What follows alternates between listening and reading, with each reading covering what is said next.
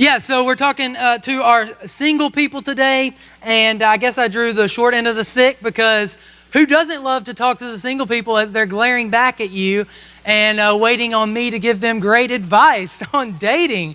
So it's going to be a great time today. And my hope today, above all else, is to give some warnings to our single people about what you can and what many married people do bring into marriage. Okay? And today, if you're married, don't check out because there may be some things that you've brought into your marriage that maybe needs to be dug up and rooted out, and maybe it's hurting your marriage from the inside out. And so today, I'm excited to be sharing a sermon entitled Becoming Single. Becoming Single, okay? We bring a lot of things into marriage. If you're married, you know this. And some of the things that we bring into marriage are our hopes, our dreams, and our desires, right? Everybody's got some hopes.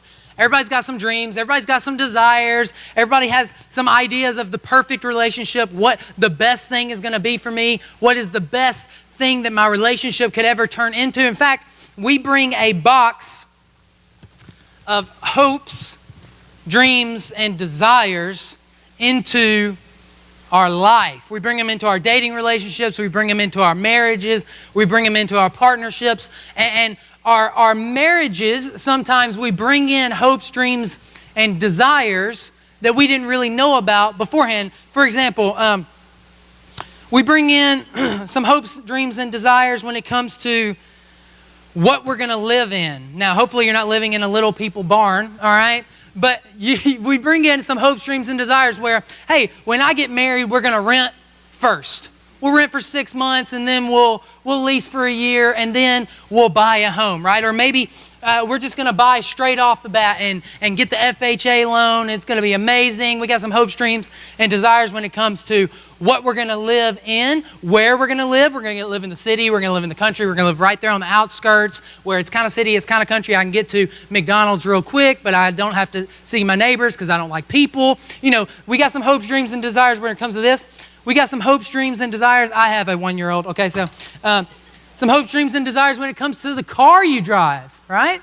Nobody wants to drive a hoopty. So you got some hopes, dreams, and desires where, unless you're my mom, you got some hopes, dreams, and desires. Ladies, you're going to find that dentist or that doctor or that lawyer or whatever, because as soon as you get married, you got to get a Tahoe, right? A brand new Tahoe. I'm not talking about 2009 model. I'm talking about 2018, fresh off of the conveyor belt Tahoe. You got to get what you want. And so you got some hopes, dreams, and desires when it comes to what you're going to be driving.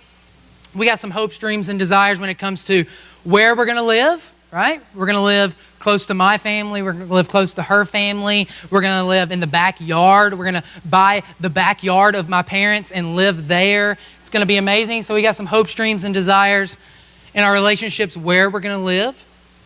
Let's see. We got some hopes, dreams, and desires about money. Yes. Everybody loves money, right? So some of the millennials are looking at me and they're like, "What is that, a checkbook? People still use those, right?"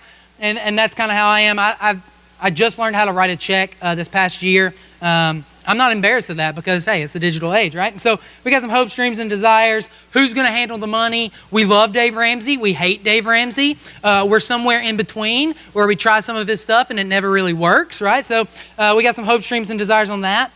Here's a good one. We got some hopes on who's going to do the chores. She's going to wash the clothes. I'm going to take out the trash. This is how Mama and Daddy did it. It worked out well for them. Well, no, my Mama and Daddy did it different, and the man did all the chores, and I sat back and I just watched. Some hopes, dreams, and desires when it comes to that. You got your dating relationship. We're going to continue to date. Or, man, as soon as we say I do, dating is done. Costs way too much money to go to TGI Fridays. Who goes there anyway, okay? And so there's that. You got some hopes, dreams, and desires when it comes to babies and kids, where I want kids. I want 14 kids. I want 2 kids, whatever it is. And so this is a little person, but let's imagine that this is a baby, okay? And so you have a little boy, and ladies, you may be thinking, I need a little girl because she's going to be me, right? I've got to make sure she turns out just like me, not my mother-in-law. And so you keep having kids, and you have another boy, and then you have another boy, and then you think, hey, what the heck, let's just have a basketball team, and then we'll get the sixth man of the year that's finally the girl, right? And then, heck, by that time, let's just become the Duggars and get a TV show. Then we don't have to worry about our checkbook anymore because we got a TV show. And you got some hopes, dreams, and desires when it comes to that. Guys, we've got some hopes, dreams, and desires as to what our lady will be wearing to bed or not wear to bed. And ladies, you think, hey, my man don't care what I'm wearing to bed. He just wants me to be comfortable, right? We got some hopes, dreams, and desires when it comes to that. We've all got some hopes. We've all got some dreams. We've all got some desires. Every single one of us. And what happens, single people listen, high schoolers listen, I'm going to save you a lot of heartache, a lot of heartbreak, okay? Listen up to this because married people didn't really see this coming, okay? Married people didn't really see all this coming because here's what a lot of people will do. They will have this box of hopes, dreams, and desires, and what married people did and what some of the single people here today are doing is you're going out searching for the right person who's going to fulfill all of your hopes, who's going to fulfill all of your dreams, and who's going to fulfill all of your desires. If I can just find the right person, it'll all be all right. If I can just find the right person, they will agree with me on every single thing. We'll move in with my parents. We'll live in the backyard. We'll live in the city. Whatever my hopes, dreams, and desires are, that is exactly what will happen as long as I meet the right person.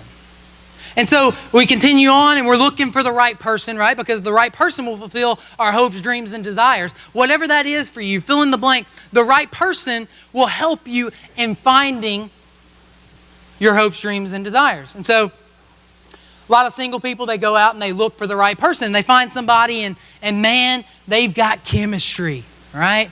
They love each other. They love hanging out. And man, God created our lips to fit together because let me tell you, ain't nobody ever kissed like this. We are perfect for each other and the chemistry is there and they start saying something like this. Nobody in the history of mankind has ever loved like this. Let me tell you, ain't nobody ever loved like she loves me. Ain't nobody ever loved like I love her. And so we decide, man, the chemistry is amazing. Nobody's ever loved like this. This person is the right person. They're going to fulfill all of my hopes, all of my dreams, and all of my desires because God made their lips to fit with my lips. They're the right person. And so they go down the rabbit trail a bit further and they say, well, if they're the right person, then heck, why am I not married to this person? So they go out and they say, let's get married because here's what people who are looking for the right person do. They ignore some things because the chemistry is amazing. They ignore some things because the kissing is amazing. They ignore some things because, man, he's looking good, right? Like they ignore some things and so they go and get married because these people think, you know what? As soon as we say I do, nothing in the past matters. It's a brand new day. Whatever happened in the past is gone, and we're moving forward. We're saying I do. And so they get married, and she finds the extra white dress, and he spends an enormous amount of money on the honeymoon, and they go, and they have a great time. Unfortunately, they are the same people that they were before they said I do, after they say I do, and they make it back home, and the honeymoon was amazing, and they still love each other because remember, no one has ever loved like we've loved. They get home, and then the bills start coming in, right? Because somebody's got to pay for the barn. And then the bills start coming in because, you know, somebody's got to pay for the car. The bills start coming in, and You know what? Those dishes aren't going to clean themselves, and somebody's got to write the checks, right? And are we going to date? I mean, what's going on? And everything starts hitting them all at the same time, and then guess what happens? They've got a problem. The chemistry is waning. They're not the same. Nobody's ever loved like this before. Instead, they're getting on each other's nerves. They're fighting. And so what do? Now, not all of you have done this, married people, okay? But let's be real. Some of you have, okay? Like, so they get back and they're having fun, and then it hits some problems. And so what do? The man thinks, hey, sex is like a wrench. We can fix it. Let's just, get busy. And the woman says, hey, let's have a baby, because that's always solved everybody's marriage problems. And the man says, well, that takes sex, so I'm in. And so they have a baby, and out comes the baby, and they're happy for a bit, and then all of a sudden they realize, man, the baby didn't fix the marriage problem. In fact, there were problems before we got married that we didn't see because we were blinded by the right person.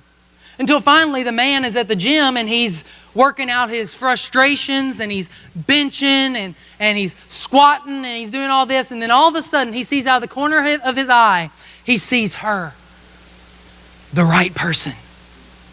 Because every single time he's in the gym, she's in the gym. And every time he's in the gym with his Nikes on, she's got her Nikes on. And she even waves at him when he comes into the gym. And he thinks to himself, you know what? I don't have a marriage problem. I just married the wrong person. And that over there is the right person. Speaking of the gym, the wife is at the grocery store and she sees Jim, who she went to high school with. In fact, they went to prom together. They were prom king and prom queen. What do you know? You know what? He's the dentist that was going to buy me the Tahoe. You know what I did? I married the wrong person. Jim was really the right person all along. You know what's wrong with my marriage? It's that I married the wrong person. And the married people right now, you're very quiet. And the man does not look to his left or his right because, my God, we did that. Oh, Lord. And here's the deal, single people, get with me right here, okay? Listen in. High schoolers, listen in, because I'm going to save you a lot of heartbreak and a lot of heartache. There is no such thing as a right person. It is a myth. You have more chemistry with more people than you could ever be with. That's the truth. But finding the right person looks a lot more like becoming the right person than looking for somebody else. And today, I want us to look at a passage of Scripture that's written by the wisest man in all of history. His name was Solomon, and he is writing these proverbs, okay? He's writing these proverbs to his sons. So imagine you're at the end of your life and you're the wisest man ever, and you've gone through some stuff, right? You've made some mistakes. We all have. We've messed up. We want our kids to do something different than we did because we want the best for them. So Solomon is writing this stuff down. He's saying, listen, boys, you need to listen to me. You need to listen to me. I'm the wisest man ever.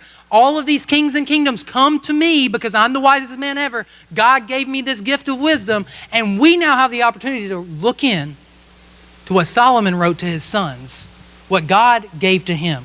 And here's what it says in Proverbs chapter 14. One little verse. It says this. Proverbs 14 and verse 15. The simple believe anything. The simple believe anything. But the prudent give thought to their steps. The simple believe anything, but the prudent give thought to their steps. The prudent person watches where they're going because they know that where they're going is going to lead them to a destination. The simple person just walks, not minding their business to anywhere they're going. They're just walking because they're simple. Now, I've preached on a passage, last time I preached on a passage that was very similar to this about prudent people and simple people. In fact, the simple people in this passage could be translated as stupid people. The prudent people watch where they're going. The simple people don't mind. They believe anything. Danger ahead? Nah, it's not that dangerous. I'm going to keep on going. And here's the deal with single people, with the right person. A lot of simple people will believe that there is a right person who's going to fulfill my hopes, dreams, and desires, and they won't watch their steps because somebody else is supposed to be watching theirs. But here's the question I want us to focus in on for the rest of our time. It's very simple. Are you becoming the person that the person you're looking for is looking for? Are you becoming the person that the person you're looking for is looking for? Are you becoming that? Let me get a little bit more practical, okay? Men, you may want a fit woman. Are you fit? Like if she sees you, is she going to be like, what's up? You know, or is she going to be like, peace? You know, are you becoming the person you're looking for is looking for? The prudent person, get this, the prudent person knows that you can't control someone else's steps, but you can control your own. You can't control anybody else's, but you can control your own. So, how do we become a prudent person who becomes the person they're looking for instead of seeking the person they're looking for? Three ways. These are attributes, these are actions of prudent, wise people. When it comes to relationships, when it comes to dating, when it comes to being single, married people, this all applies to you as well. When it comes to relationships, these are three things that prudent people practice. Number one, prudent people understand that patterns are more important than potential. Patterns are more important than potential. We recently bought a home in Medina, okay? Sarah's trying to get out in the burbs, okay? And so we sold our house in Atlanta in downtown Jackson. We moved out to Medina, and we found this place, and it's awesome. We love it. Or I loved it immediately, I thought, and I thought Sarah did too. But as soon as we bought it, we signed the contract. She also slid over a list of honeydews. Anybody ever seen that? Okay, I'm telling you, these women are bait and switch. Okay, watch out now. And she gave me this list of honeydews, and in order to make this new house into her home, I was going to have to do a bunch of handyman things. Now, if you can't tell by my outfit, I am not a handyman. All right. I'm okay with making fun of myself. It's okay. Look, and so Sarah says, these brown walls, Austin, that's not going to work because it's too dark in here. Okay, I'm like, well, that's what the light switch is for. But, it's too dark in here, so I need a light gray. And I said, okay, babe, that sounds good. She then goes on and says, the carpet in here, babe, nah, not good. I'm going to need you to rip up the carpet and put in some new flooring. And I said, okay. And so then she said, the cabinets, they're just a stained wood. That's not going to work either, babe. I need them painted white. Now, if you've ever painted cabinets before, you know it's the second level of hell, all right? We went and we had a guy come give us an estimate, and he came back and he said, to do these is going to be $800. And I said, get out of my home immediately. Leave. Get out of here. So instead, we got Dad to do it and bought him Los Portales for lunch. Equivalent. And so we had all these honeydew lists. It was great. And I went to Farrell Calhoun and I bought a 5-gallon bucket of paint, the light gray. She wanted agreeable gray. Very agreeable. And so we get it. Dad's rolling the walls and I'm cutting everything in, and it's going great. And in fact, we were going to need 2 coats for the whole house. But luckily, we were cutting in. We weren't going to need 2 coats on the cut-in until Madison walked in on our second coat, okay? I had to go back and get a whole new 5-gallon bucket because we used it all on the first coat. Went and got a second 5-gallon bucket from Farrell Calhoun, brought it in. Madison walks in. She's a handy woman, okay? So she walks in and she says, Dad, stop. And so he stops rolling. What's wrong? What's wrong? You having the baby? What's going on? And she says, no, the paint you're using now is a different sheen than the first coat. And he says, no, what? No, it's not. No, it's not. And she says, no, it is. And if you don't know, okay, I had to Google this definition. Sheen is shiny or flat, okay? Shiny or not shiny paint on the wall, okay? Apparently, I got flat paint for the first coat, and I got eggshell for the second coat. And Harold is a professional painter and giving me the eye, okay? And so that's really dumb, all right? And so he had started to roll the whole house again, and the cut-in was about as dry as my hands in December, okay? Dry flat paint. So we had to go back through, and I had to recut in the entire house, which was a pain. That was number one. Second, I was cutting in with the new eggshell in the kitchen. The only floors, the tile floors, the only floors in the entire house that Sarah didn't want something done to. And let me back up a little bit. I am a good cut-inner, okay? I can actually do that. I was joking about myself with the skinny jeans. I can cut in, Harold, I'm telling you. So I was cutting in or whatever, and I had the paint bucket in one hand and the brush in the other, and I was just la-di-da-di-da. And then all of a sudden, I just went la-di-da-di-da. I mean, it wasn't like that, but something happened. I don't know what happened, but the paint bucket fell flat on its head on the tile, and I stood there and I was like, oh God, Sarah's gonna kill me. Unfortunately for me, Sarah was standing there, and so she killed me, and I'm back alive, okay? And immediately, idiot, now you're gonna have to tear up all the tile. And I was like, I'm getting it, and I started cleaning up. And this has never happened to me before. It probably will never happen again, but I became my mom and my dad all at one time, and it was the strangest experience I've ever had in my entire life. Immediately when the paint fell, I got to work as fast as I could like Dad would, and I was cleaning it up, I was getting it done, and then all of a sudden, I sat back and started laughing at myself, like Mom would do.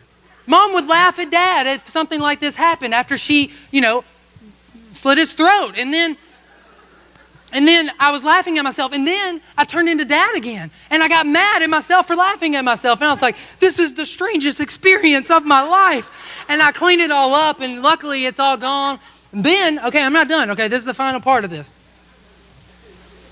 All right, listen, this is real life, okay? We spend the night there on our first night. The next day I get up, and I'm feeling good about life.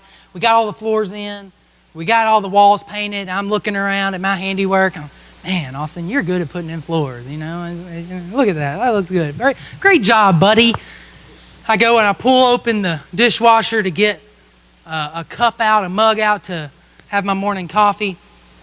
And when I open it up, water goes everywhere. All over to the tile, luckily. And I was looking, I was like, my God, what's happening? And so I shut it back. And my first thought is, it didn't drain. Let me run it again. And then it'll drain all the new water and the old water, okay? Shut up, Tim. And so I turn it on again, and this time it didn't take me opening. In fact, it just started coming out of nowhere, like La La Land, and it was just water all over the place. And so I was freaking out. Sarah was still asleep. Cash was asleep. This is like 4:30 in the morning. I'm just sitting there. I'm like, oh, God, what have I done? And it's going everywhere. And so then I get the towels, and I'm starting to clean it all up. I clean it all up or whatever. I undo the washing machine, and I pull it out, the dishwasher, and I pull it out. And I get back there to the drain, and I think, okay, let me see if the drain is clogged up. And so I unscrew the drain, and I take off the pipe, and then water goes everywhere because I took the drain off. This is real life. And I'm sitting there thinking, what have I done? Finally, I figure out that it was another part of the drain that the guy put in the thing that eats the food disposal, and he forgot to take out the little plug, and so I got that, and I felt real good about that too after I cleaned it all up.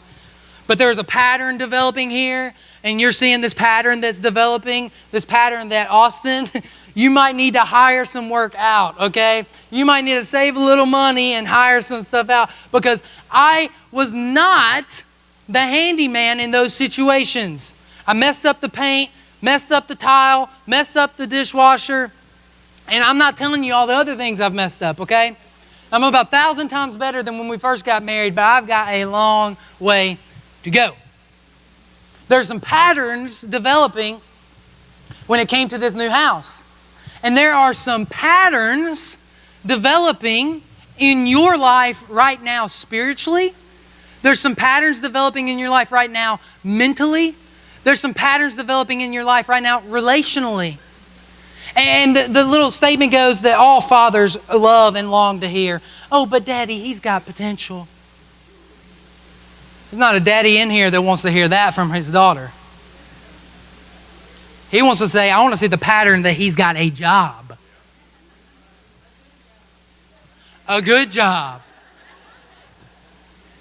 See, patterns matter more than potential. In your life, it doesn't matter how good you could be. It matters what you're doing today.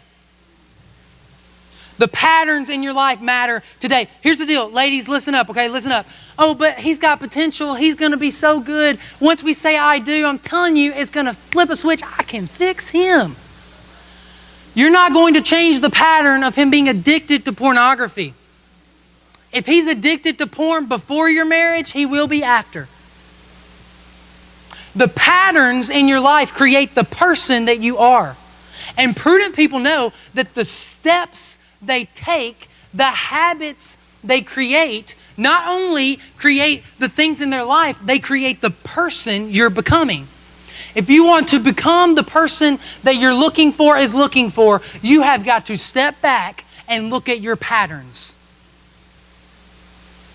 Look at your patterns. Are you faithful? Are you faithful to God?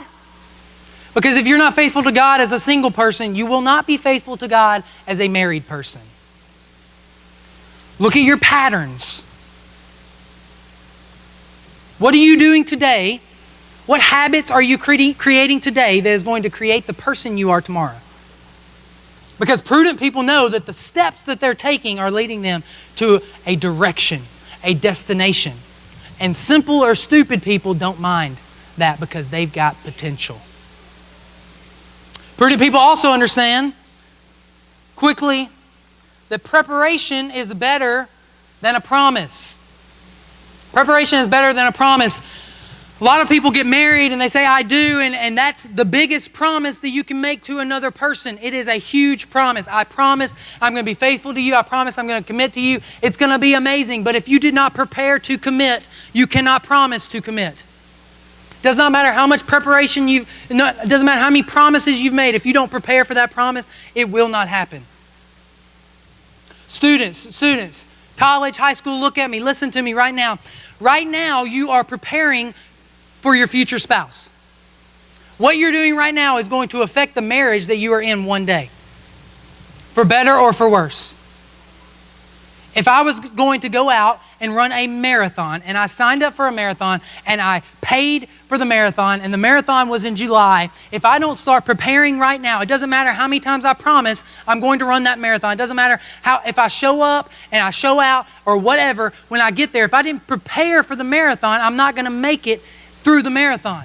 If you don't prepare for marriage before you're there, you won't make it through the marriage when you get there.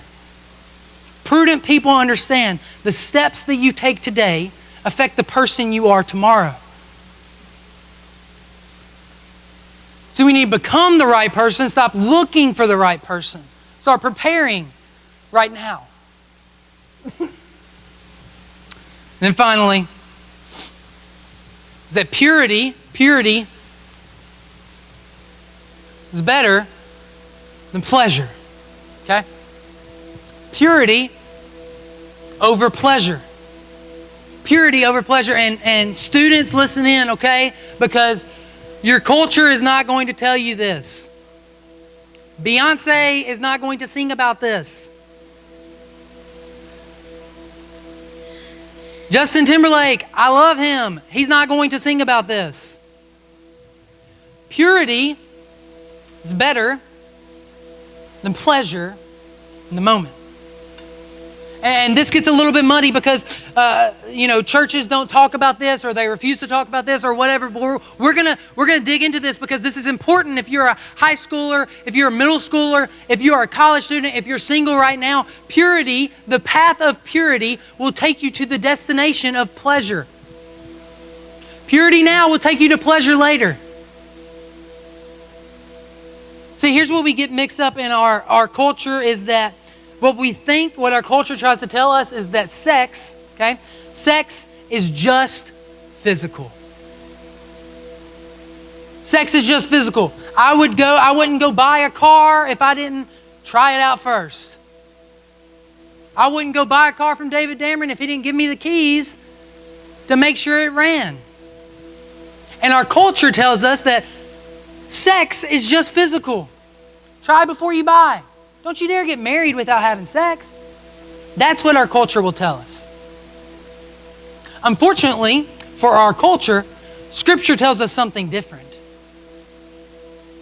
In fact, Scripture says, Paul says, when he's talking about marriage, he says that marriage, that sex is saved and reserved for one husband and one wife. In fact, God glues them together, and what God makes one, no man should unone.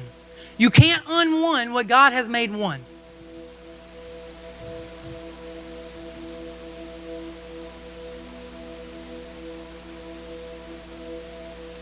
As Christians, and if you're not a Christian today and you don't claim Christ, you're here because somebody begged you to be here or whatever reason. I don't care why you're here. I'm just glad you're here, okay? If you're a Christian, this is not a command to you, okay? But let me pause there for a minute and say, this is great advice. This is a principle that will affect you whether you are a follower of Jesus or not. As Christians, there are two words I want to share with you as reasons other than just the bold-faced truth that Scripture says, that we don't believe that sex is just physical. Two reasons. Regret and shame. Regret and shame. I have never met a person that opens up and shares their story with me of their life and says, man, Austin, I'm so glad I met Jesus because, man, I messed up. I stole that DVD from Walmart. Never met anybody that did that. Austin, I messed up. I cheated on that exam and I'm just not the person I could be if I hadn't have cheated on that exam. You know what I hear a lot? Austin, man, when I was in high school, I gave myself away and I shouldn't have. I went to church and I knew that, the church people would tell me, save yourself for marriage. But I didn't believe them.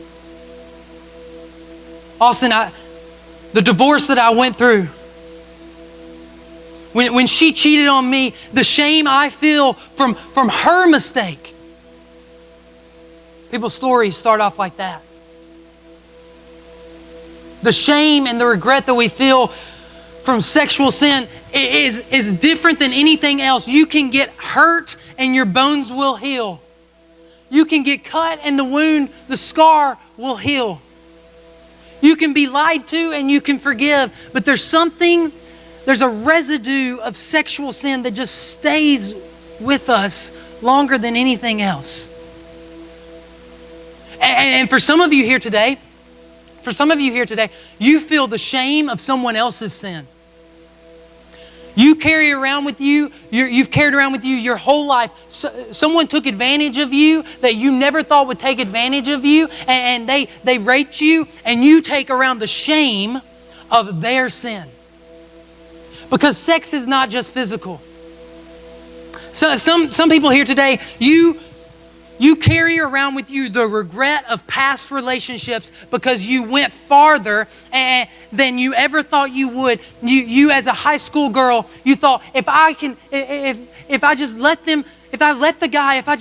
just go so much further, if I just have sex with him, he'll love me. Only to find out afterwards, he doesn't. The regret. Sex is not just physical. But let me share something else with you. Virginity is not purity. You can be a virgin and a pervert. But you can't be a pervert if you're pure. Purity has nothing to do with your sexuality. Purity has everything to do with your heart. Today, you may have messed up. You may have given yourself away to men you never wanted to. You may feel the shame of someone taking advantage of you. You can still be pure, because purity rises above it. Purity is from Jesus. Purity is not a V card. Purity is not being a virgin. Purity is the heart that Jesus gives you. See, we believe Scripture to be true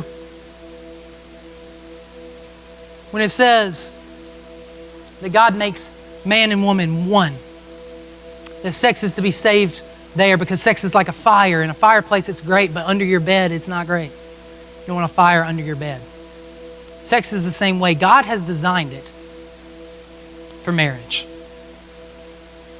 And two of the reasons that we as Christians do not have sex outside of marriage is regret and shame. Jesus came and He said, the two greatest commandments, to love God and to love other people as you want to be loved. He actually went farther than that later in Scripture, and He said, you are to love others as I have loved you. And you know what Jesus never did? This is great. You need to listen to this. High schoolers, listen to this. You know what Jesus never did? Jesus never caused regret, and Jesus never caused shame. Sexual sin is a sin that you commit against your own body. It's different than any other sin. And you know what happens a lot of times? When you choose to go against what God has designed, you are creating an opportunity to create regret and shame. Not just in your own life, but in the life of the person that you're doing it with. Christ followers don't create regret. Christ followers don't create shame. We trust the one who gets rid of those things. And so if we're going to become the person that the person we're looking for is looking for, we have got to choose purity over pleasure. And I want to wrap it up with this. Madison, somebody y'all can come on up and play. I want to wrap it up with this. I saw this illustration once before from a pastor. And I got eyes, so I plagiarized. This is some sort of flower. And this flower is like all of us. We start off beautiful and innocent. We start off with no worries, no regrets, no shame. We come into this world, nothing wrong with our life. And then over the course of time, listen up, look at me. Over the course of time, what happens in our life is we come up against these pleasures, and we decide we start picking pleasures, right? And we start picking pleasures instead of purity, and then all of a sudden we start making empty promises about relationship. We start making empty promises instead of choosing preparation, and we feel regret in our life, and we feel shame in our life, and we have sexual encounters that just mess with us and they don't go away. The residual effect is still there. The residue is still there. Divorces in our life, and people who have done wrong to us, and people who have taken advantage of us. And we decide, hey, I've got potential, so I'm not going to worry about what's going on in my life. I'm just going to worry about what's ahead.